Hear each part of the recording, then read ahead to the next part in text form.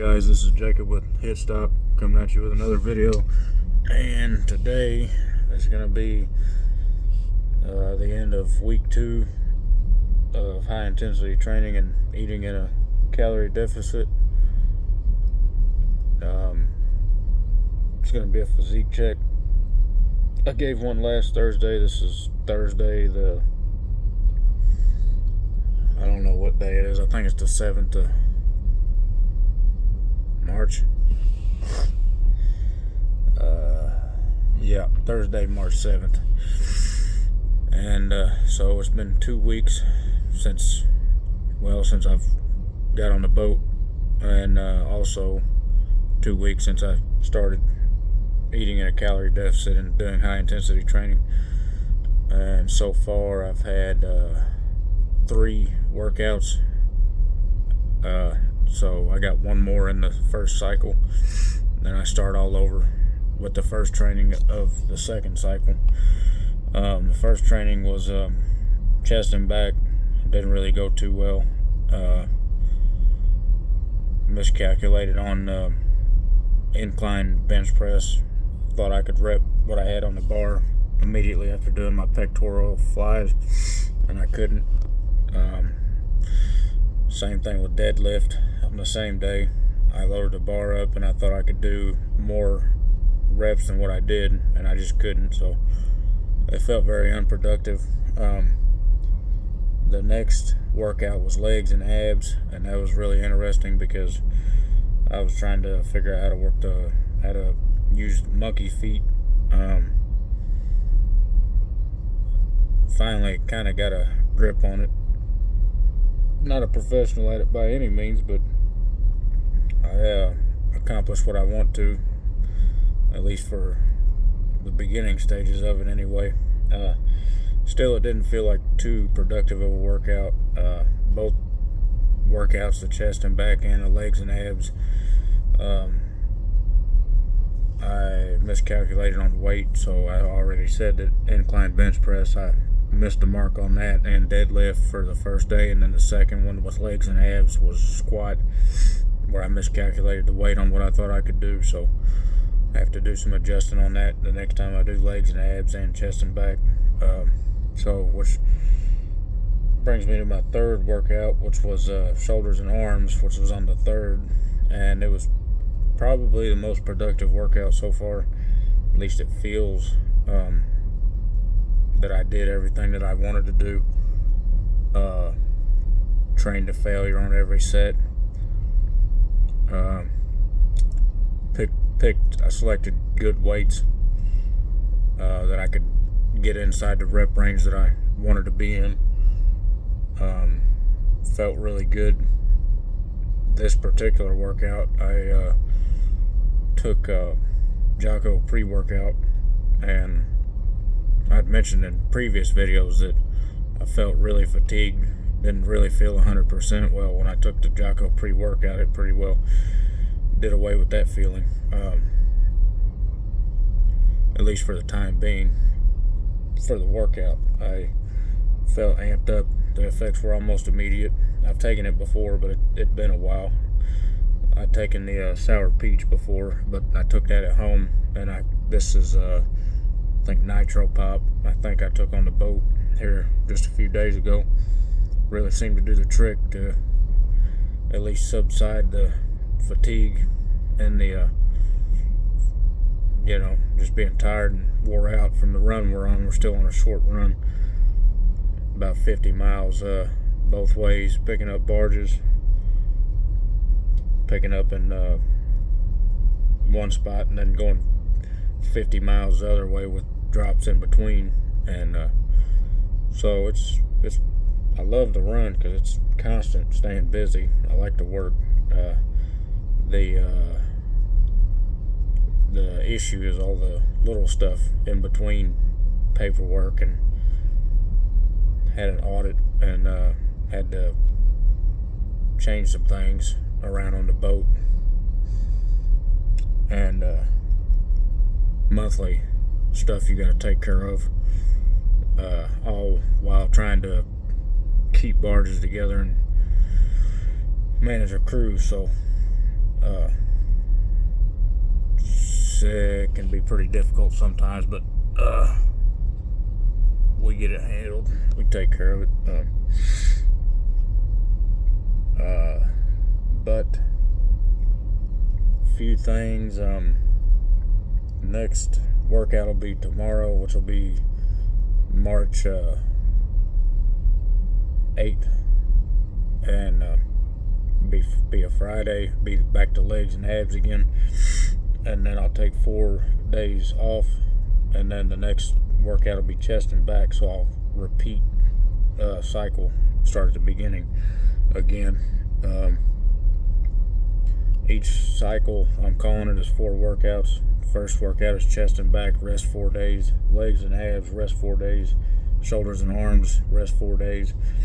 And then back to legs and abs, rest 4 days.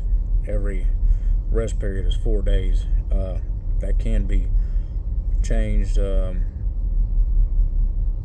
according to Mike Mentzer, who a lot of this high intensity training is framed around for me. I've read his book High Intensity Training the Mike Mentzer Way by John Little, and of course Mike had a lot to do with the book because it was around him, and a lot of what's in the book he wrote or proclaimed at different times, but all the workouts are just one set. Do warm-ups at the start when you're getting ready to work out, but just do a warm-up set or 2, no more than that. And a lot of it too is based around pre-exhaust and supersets. So for instance, on shoulders and arms day, I did French presses for the triceps as a pre-exhaust set. Went for 6 to 10 reps to failure. I did looks like I didn't write the weight down, but I believe I did 65 for 6. And then for the compound, which is the second part of the superset, I did dips 3 to 5 to failure. I did 3. So the idea is whenever you do that superset where you do a pre-exhaust isolation exercise and then a compound exercise, the pre-exhaust is the muscle group that you're targeting. You want to wear it out. It gets pretty well wore out completely for whenever you go to do your compound movement. Of course, it's going to help along with the movement a little bit, but so with the dips, a lot of your chest is helping out a lot with your dips after you've burned your triceps out from the French presses. Or if I had a cable machine, I would do tricep press downs for the isolation exercise for the triceps, and then a set of dips, because that's what it recommends in the book, but I'm limited to my equipment here. Same with when I do leg day, legs and abs, I do a set of leg extensions with the monkey feet now, which I just got and brought on the boat with me. And usually I would do that with a leg extension machine, obviously, and then I would do a set of leg presses immediately after. Well, I don't have a leg press machine on here, so I can substitute squats, which is no problem. I just have to get the weight right and get the feel right, get the cadence right, but we're learning. I think the big takeaway from the last week is I feel that right now I'm to a point where, as far as the dieting goes, I'm eating in a caloric deficit. I eat between 13 and 1500 calories a day right now. I'm not really tempted to eat anything that I'm not eating. Every once in a while I will, but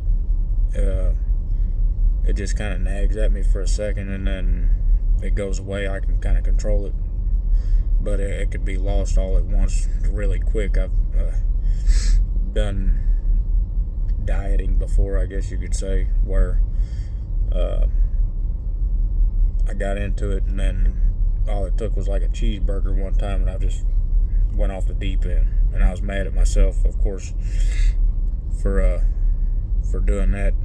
And then I felt bad, and then looked back 2 or 3 months later, and I think if I just wouldn't have kicked it off with that, or if I would have just ate that, and then that would have been the end of it, just not got too down on myself, and I could be in a totally different place right now. But so that's where I'm at on the diet. I think the other day I had 4 or 5 hot Cheetos because I was craving them really bad, and also something else I feel like I kind of cheated on, but not really, because I stayed within my calories for both of these.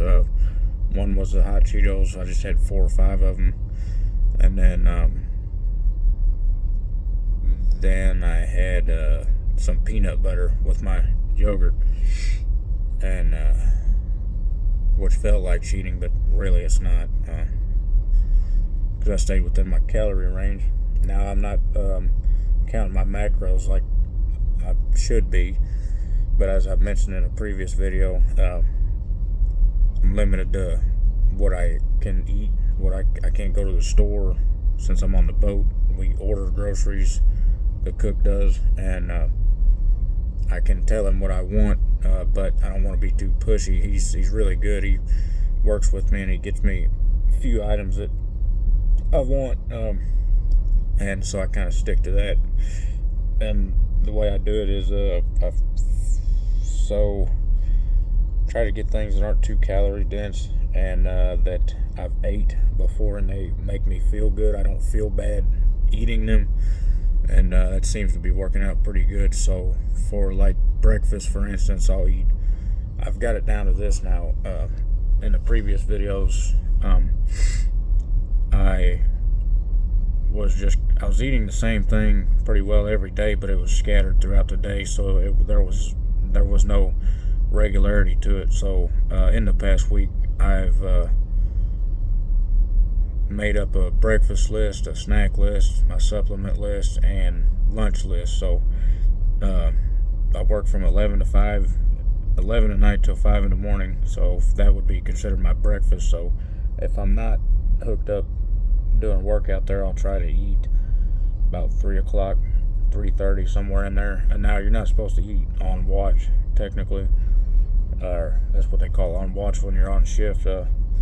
But what I'm eating, it's not like a big extravagant meal. It's just I'll make toast a cinnamon raisin bagel, and then I'll have 1 hard-boiled egg, and I'll usually break the egg up and put it on the bagel just for a little added flavor for that. And then I'll have a Jocko protein shake. I got the pumpkin spice protein powder, which is really good. You can get the shakes too, but I haven't tried them yet. I just kind of enjoy using the powder, because as soon as I get done with my greens, I just go ahead and load the cup up with the powder, and it's pretty convenient. So I haven't thought to go to the shakes yet, but so that's it for breakfast: cinnamon raisin bagel and 1 boiled egg, and then Jocko protein with 8 ounces of water to 1 scoop, and then I'll go to bed at 5, and then wake up at 11 in the morning, work till 5 in the evening, and in between there, I will do my 2 vitamins, my men's one a days, and then I will do 1 scoop of greens, Jocko greens, and that's when I load my protein up for the night as well. But so that takes care of the supplement part of it, is the greens and the vitamins, other than in the morning whenever I eat or drink the Jocko protein. But so I've also got that's for the supplements after I get up at 11 in the morning. And then I've also got a category on the docs in my phone for snacks, which are banana, yogurt, and I thought there was one more. Maybe I got the protein on the snack section, I can't remember, but either way it all divvies out the same, but mainly banana and yogurt. So if I want a snack, I'll eat a banana or eat a yogurt, and I've got the calories right next to everything I've got wrote down food-wise on my docs, and I've got the total down at the bottom. So when I eat all this, I'm telling you, it ends up at I think 1,340 or 1,350 calories, something like that. Now, so we talked about the breakfast, the supplements, the snacks. That can be any time throughout the day. It doesn't have to be at a specific time. And then, so after 5 o'clock, that's when I get off watch. Is between 5 and 5:30. I wake my guy up at 5. He relieves me before 5:30, and so at that time I'll do my lunch, or supper, I guess you could call it, because it's the last meal for the night. But it'll be chicken breast. The cook, he makes me chicken breast, skinless, boneless. I'm not sure what all he puts on it, but he makes it pretty good. He makes me a Ziploc bag full, and then I can eat on it for 4 or 5 days. So the chicken breast, about a handful of blackberries, cut up banana. If I haven't had my yogurt snack for the day, I'll incorporate the yogurt with it too. And then, and honey. So it'll just be, I'll just warm the chicken up, cut it up, cut the banana up on top of the chicken, throw the blackberries on it, and then drizzle it in some honey. And then if I'm eating the yogurt, I'll put a little dab of honey in it too. And I'm drinking water with all of this. There's no soda, there's no tea, there's no milk or anything like that. It's all water with my meals, and throughout the day it's all water. So, and that's supper, and that's pretty well my meals for the day. Just really 2 meals, breakfast and supper. And I think that's seems to be working out pretty good, because I'm staying in the calorie deficit. And also, I would like to eat more, but the schedule just doesn't call for it for me, because I don't like eating when I first get up out here, especially because it'll have my digestive system so screwed up. But so, and on Saturdays is steak day on a boat. So Saturdays, usually I would have a ribeye steak and French fries and douse it all in country Bob sauce. But last week on Saturday, I cut the ribeye in half. I had half of the ribeye, and then our cook made me baked potato, so I ate half a ribeye and a baked potato for that day, and I still stayed within my calorie range, which was really good. I didn't put any sauce on it, so that helped out too. So that's how I'm feeling about the diet, and I'm really optimistic about the training. I feel like I'm making progress every couple of days, depending on what I'm doing. I feel, I don't know, I feel like I'm not making any progress, if that makes any sense. It almost feels like whenever I first started this, when I got on the boat, how I felt then as far as my body goes, where I got fat hanging. I could feel it, and I didn't like it, and that's how I feel every couple of days. But then I think about it, when I first got on the boat, my shirt was it was tight on me, and now it's damn near like a dress already, just 2 weeks in. So I know I'm losing fat, and then of course I'm pulling up holes on my belt buckle, not using as many of those, so I can tell in that aspect. And then also, I just, whenever I'm not really thinking about it, and then I catch myself when I'm working, I really think, man, I feel really good.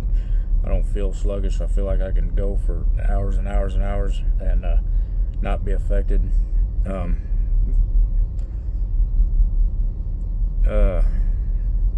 You know, it's not all the time like that though, especially with the work going on. So it's kind of hit and miss on that. Especially with the sleep schedule. So sometimes I feel really good, sometimes I don't. But I don't attribute that to the training or the diet for the most part. I attribute that to the lack of sleep and the amount of work we're doing. So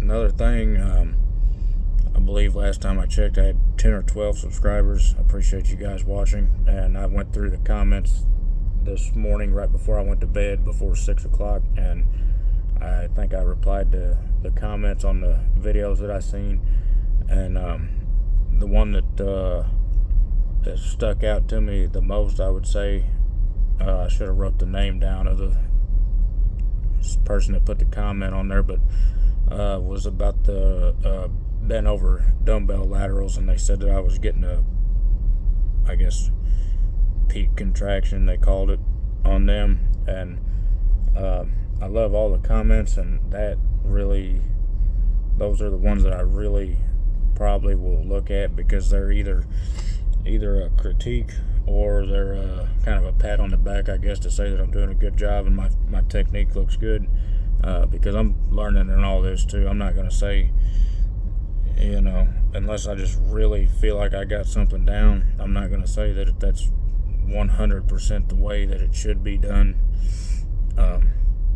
Like if you go back to my shorts and you look at the squats that I did a shorts on me doing squats, and then I realized while I was watching the video over again to make the shorts that I didn't go anywhere near parallel on my squat. I just put on there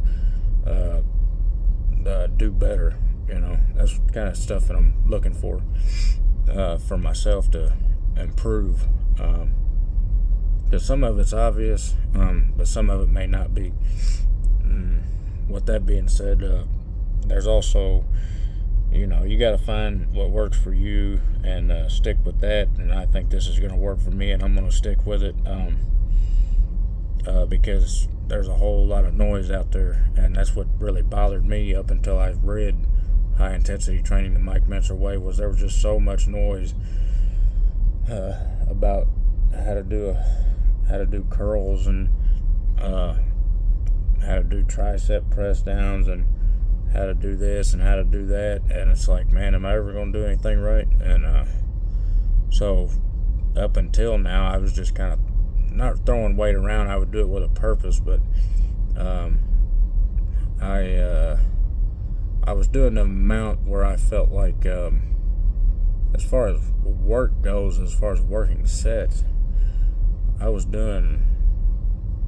think I was training a couple hours almost every day. Might take a weekend off for a day or two here and there, and I really enjoyed it because it's the same as work for me, because I love to work, and it gave me something to do while I was home instead of lay around the house. And so I really loved it in that aspect. But also, when I read this book, I'm like, why would I do that if I can do it like this and get potentially better results?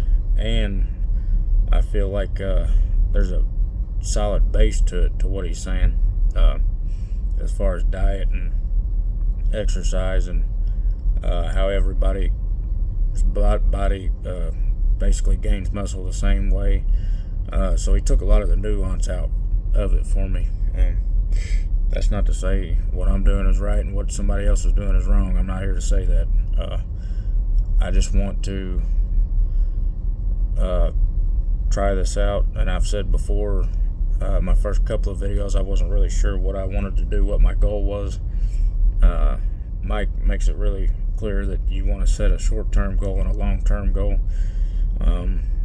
And I believe now, as I've said in a couple of videos previously to this one, my short-term goal, which when I say short-term, I mean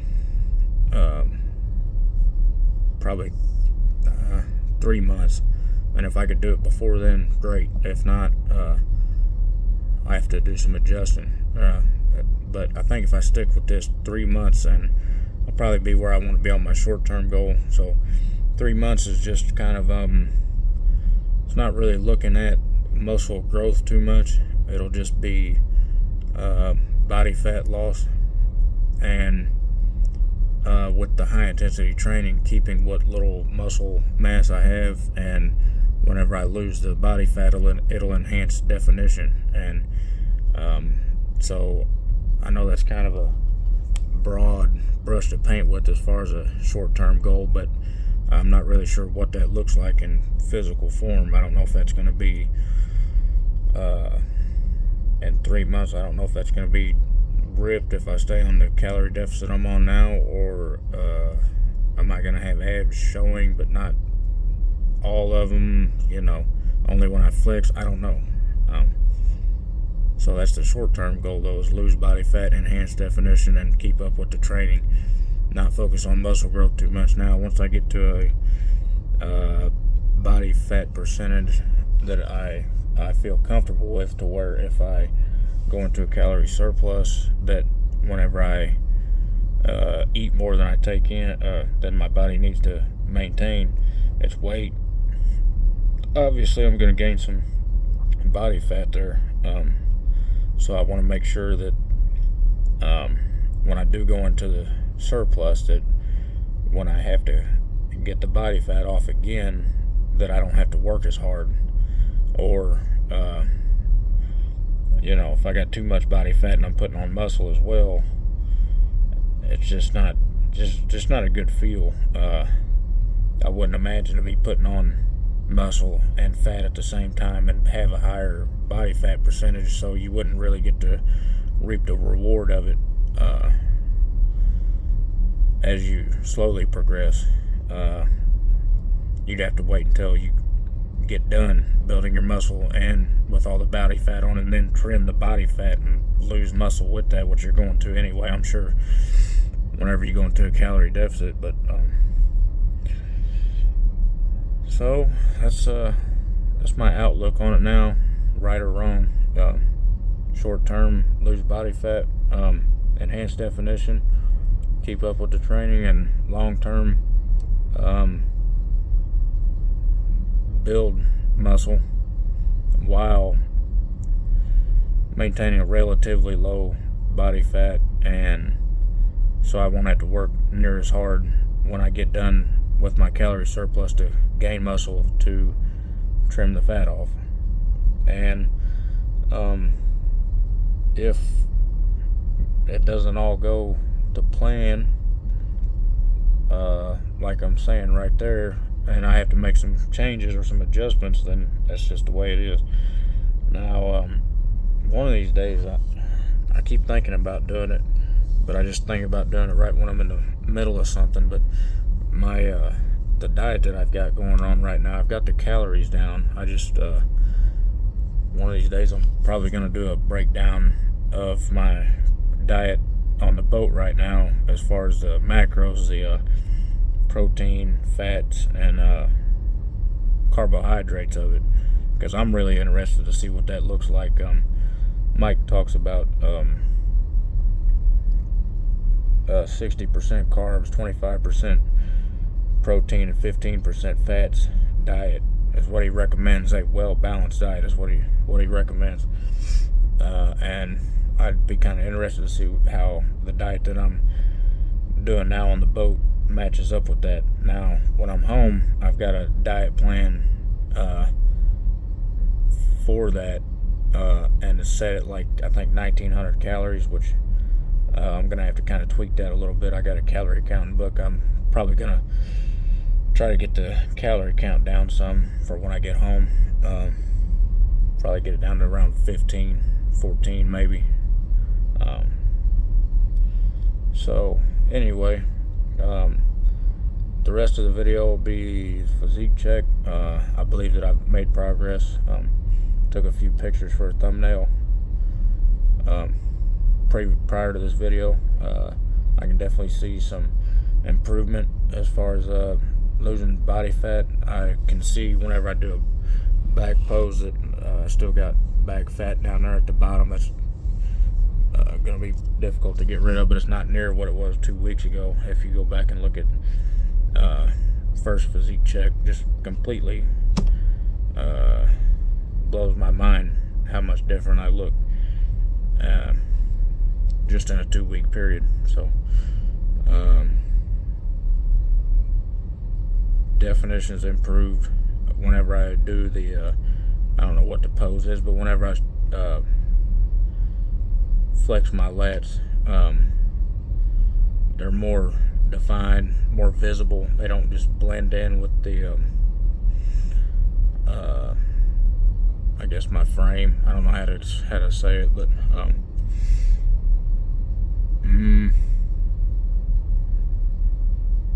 legs, I don't know if it's because there's a lot of fat on them or what, but they're kind of slow coming along as far as definition, but I think there's a lot of fat on them, and I don't really have a whole lot of muscle down there either, so more happy with the upper body than the lower body, but it's coming along, I think. Also, it'll help whenever I get the legs and abs workout straightened out and do better on the leg extensions and the squats and get the weight right and things like that. That'll help things along pretty good, I think. But anyway, I'm gonna quit yakking and we'll do this physique check, and then I'll end the video, and then I'll see you guys on the next one. Thank you for watching.